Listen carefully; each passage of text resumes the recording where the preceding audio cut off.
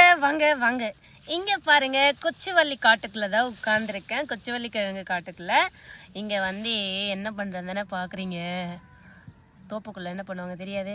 கொச்சிவள்ளி கிழங்க புடுங்கி அவச்சி சாப்பிட்டா தெம்பா இருக்கலாம்னு சொல்லிட்டு தோப்புக்குள்ள வந்து உட்காந்துருக்கேன்.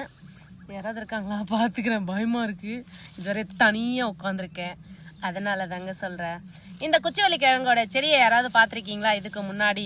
ஏன்னா கிராமத்துல இருக்கவங்களுக்கு எல்லாருக்குமே தெரியும் கொச்சிவள்ளி கிழங்கோட செடி. ஆனால் சில பேர் சிட்டியில இருக்கவங்களுக்கு தெரியாது. அதனாலதான் இந்த கொச்சிவள்ளி கிழங்கு காட்டுக்கு எங்க கழனி காடு தாங்க, வேற எங்கேயும் இல்லை. நான் எங்க வில்லேஜுக்கு வந்திருக்கேன். அதனால சோளம், கொச்சிவள்ளி கிழங்கு, அப்புறம் கரும்பு, நெல் பயிர் எல்லாமே இருக்கீங்க எங்க கழனியில. உங்களுக்கு ஏதாவது வேணும்னா கமெண்ட் செக்ஷன்ல கமெண்ட் பண்ணுங்க. வாங்க போலாம், நான் எந்திரிக்கிறேன். பாய் பாய். என்னம்மா? எங்க அம்மா பாரு கொய்யா மரத்துக்கு போறியா நிக்கிறாங்க. அங்க போய்